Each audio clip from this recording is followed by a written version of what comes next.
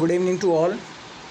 In our today's video, we will discuss the another topic in the plant-water relations, and that is the absorption of the water.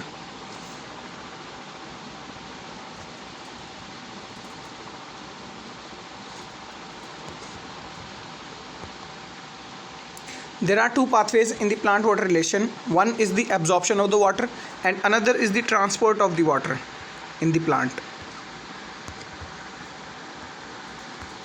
Absorption of water is actually the absorption of water from soil to the plant, and once the plant absorbs the water, then it is transported throughout the plant. So particularly when we'll talk about the absorption of water, it refers to the movement of the water from the soil. How much of the water is available in the soil is transferred to the roots of the plant. The water is not directly transferred to the stem or the leaves. It is firstly transported to the roots, and even in the roots, if we memorize the anatomy of the roots, there is a epidermis, for example, retrocircularly.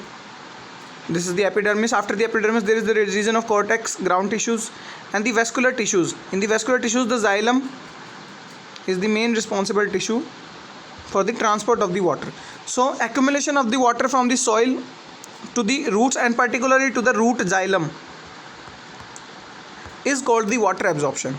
Once the water is absorbed in the xylem, then it is transported from the xylem of the root to the xylem of the stem and to the xylem of the leaves. From xylem of the stem or the leaves, it is transported into the another cells by the osmosis or the diffusion.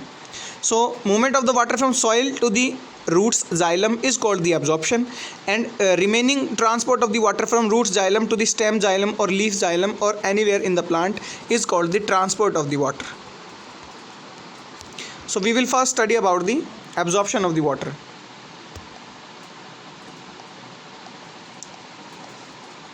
We will discuss about the methods of the absorption. So absorption can be occur by two methods. One is the actively and another is the passively. We all know active is the process in which the energy is being expended in the form of the ATP. In a living system, the unit of energy is the ATP, and passive process does not require the ATP. For example, in previous video we have discussed about the diffusion. Diffusion and osmosis are passive process in which the ATPs are not required.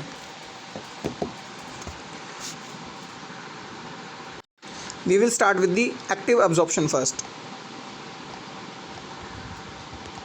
In the active absorption, where the energy is being expended in the form of the ATP, Renner was a scientist. Renner ने बताया कि only 4% of the water in the plants is absorbed actively. The remaining or the maximum amount of the water, that is the 96%, is being absorbed passively. So in the active absorption itself, there are two types of the active absorption, or two theories were given for the active absorption. One was the osmotically active theory and another was the non-osmotically active theory.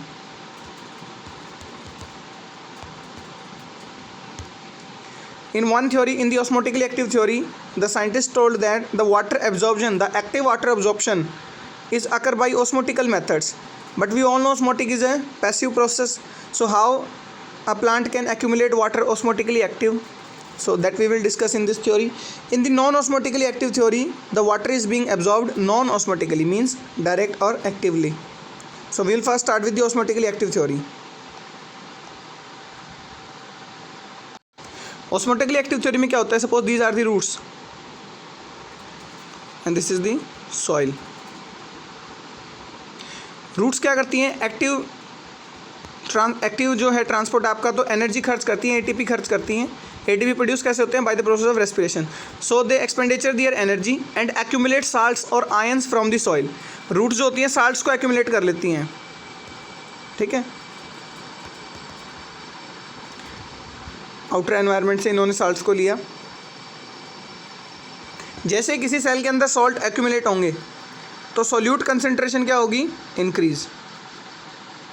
Energy खर्च करके salt accumulate किए हैं, because ions भी जो आपके हैं passively move नहीं करते, अगेंस्ट द कंसंट्रेशन ग्रेडियंट लाने के लिए एनर्जी खर्च करनी पड़ती है। तो एनर्जी खर्च करिए एक्यूमुलेट करने के लिए किनको, आयंस को। आयंस जैसे एक्यूमुलेट हुए सॉल्यूट कंसंट्रेशन इंक्रीज हो गई रूट सेल्स में, this is the root cell, यहाँ पे आयंस बढ़ गए। आयंस बढ़ने से क्या हुआ, सॉल्यूट कंसंट्रेशन इंक्रीज हुई और वाटर कंसंट्रेशन डिक्रीज हो गई नेचुरली, बिकॉज किसी भी सॉल्यूशन में या किसी भी सेल में जब सॉल्यूट कंसंट्रेशन इंक्रीज हो गई तो अल्टीमेटली वाटर कंसंट्रेशन डिक्रीज हो जाएगी। अब as a result of this decreased water concentration, water will automatically move from the surrounding or from the soil to the root cells. So the cells does not expenditure their energy in accumulating the water, but they expenditure their energy in accumulating the ions.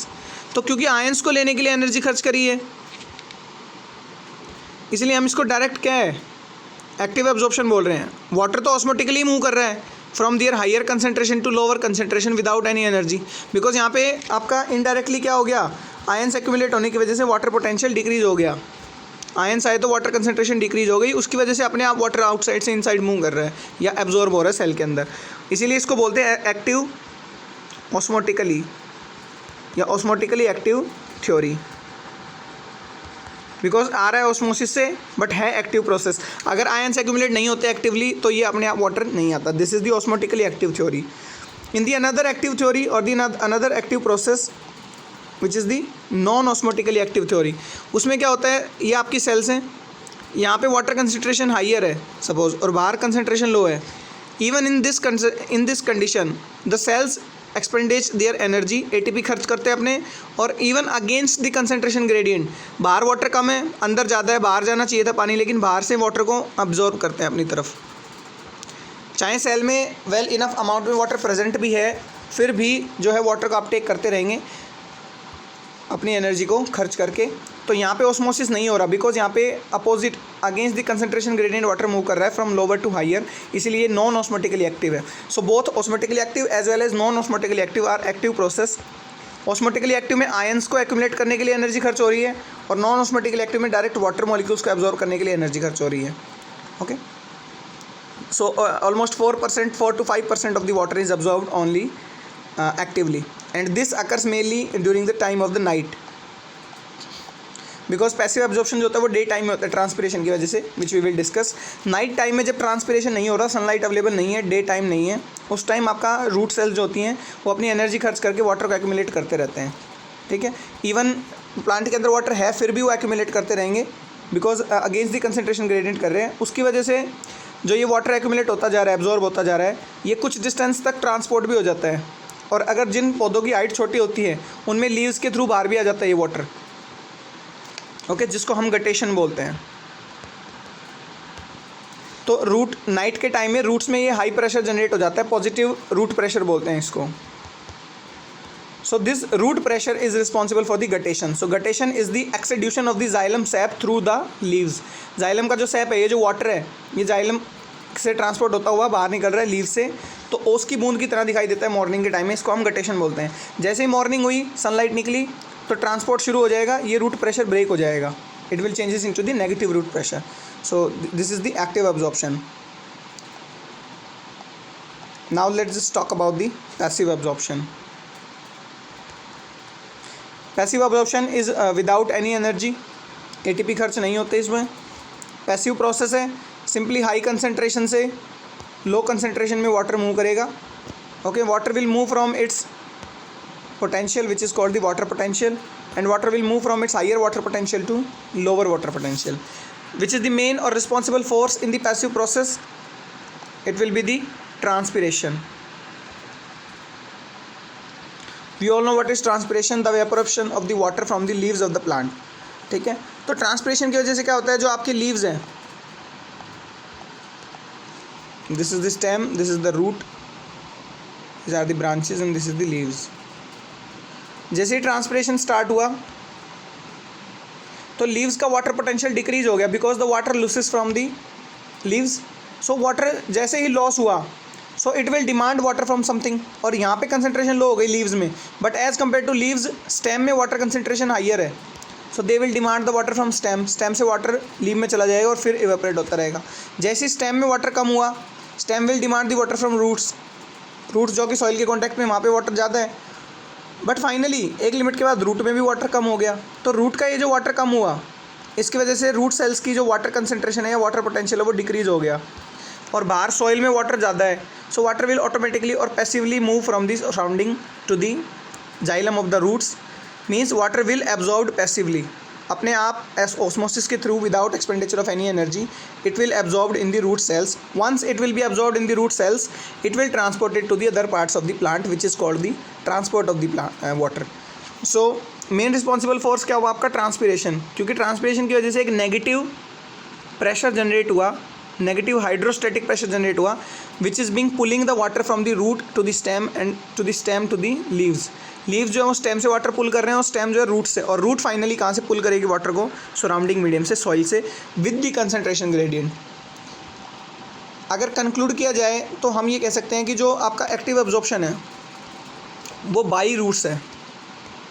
अगर root होंगी नहीं तो कौन energy खर्च करेगा? वहाँ पे roots अपनी एनर्जी खुद खर्च कर रही हैं वाटर एक्यूमुलेट करने के लिए, चाहे ऑस्मोटिकली एक्टिव हो या नॉन ऑस्मोटिकली एक्टिव हो, चाहे वो आयंस लेने के लिए एनर्जी खर्च करें चाहे वाटर के लिए कर रहे हैं, लेकिन डायरेक्ट रूट्स ही कर रहे हैं.